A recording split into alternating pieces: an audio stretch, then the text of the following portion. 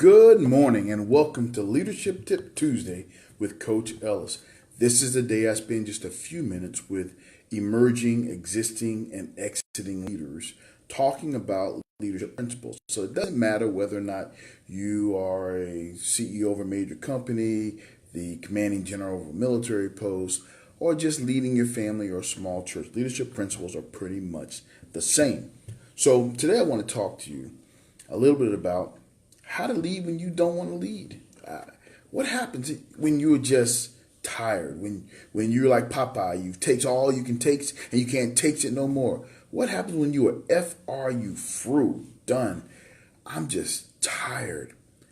Where do you go to get rejuvenated, to be reinvigorated, to just get yourself back together? And how do you lead people when you just don't have it together? So, Jaime, this question is important because I don't know about you, but I believe that leaders are simply people. They have their ups and their downs. They go through the vicissitudes of life. They got issues like everybody else. And sometimes when they show up at the office, when they show up at work, when they show up on a football team, wherever they show up at, sometimes they're beyond themselves. So when I coach leaders, I have to remind them that it's okay to have a bad day, but you lead in spite of it. And here's what you do. First of all, there's some preventive maintenance. You have to have a good work-life balance. What that simply means is that sometimes you got to make sure you carve out time for yourself, your family, and things for you to do that you do for no other reason other than you like them.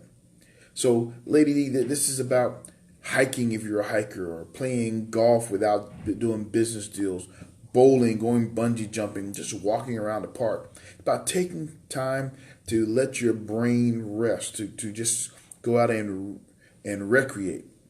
Additionally, every leader ought to have another leader that they listen to. Every lawyer ought to have his own lawyer. Every doctor have his own doctor. Every leader must have their own leader.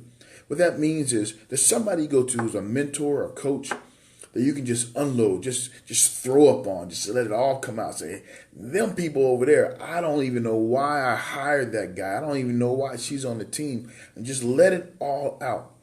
And then allow them to give you some perspective. And for you just to, you ever really been sick in your stomach and you just had to let it all out? It just all came out. But once it all came out, you felt a lot better. Sometimes leaders just need to go and throw up. They just need to go someplace and let it all out. Then they feel better. And then when they're being fed again, they feel better about it. So this idea of how to lead when you don't want to lead, you got to have somebody you can go to that'll help bring you back to the place you need to be at. And it does not need to be. In fact, I really encourage it not be somebody in your organization. Not your boss, not a subordinate, not a peer. Somebody outside your organization who does not benefit or get harmed by what happens in your organization. So even if you are the President of the United States, if you are the commanding general of all the armies, there ought to be somebody you can go to. Leadership is a lonely place. There's not a lot of places you can go for help. A lot of places you can go, people understand the path you're on. But I promise you, since there's nothing new under the sun, somebody has been where you are. Even if it's a small elite club, there's only been 44 other presidents. So only 44 people can really understand what 45 is going through. So maybe reaching out, there's only so many CEOs of your company, only so many pastors of your church, only so many times somebody has been there. So only they can help you out. Seek them out. You don't have to agree with them.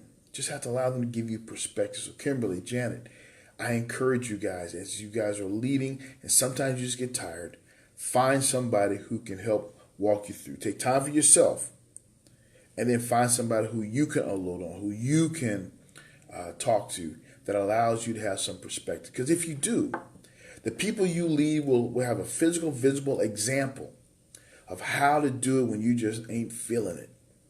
And then once you show them how it's done, and they know there are people who they can go to and that you go to, then they feel comfortable having people they can go to. And don't be afraid, don't be shy to show your vulnerability, to those who you go to, because it's only in those vulnerable places that you get the nuggets of life that sustain you through the hard times. So, Deborah, thanks for joining us. I want to say again, this is for leaders who sometimes struggle. And if I can tell you a secret, that's all of us sometimes. Hey, I'm Coach Ellis, saying have a one tablet. Go seek out your person to talk to. Leadership Tip Tuesday. You got questions, comments, leave them down below. Otherwise, hit me on Facebook at coach@elliscrum.net or that's my email, or catch me on Facebook at Coach Ellis. Until next time, have a one tablet Leadership Tip Tuesday. God bless you.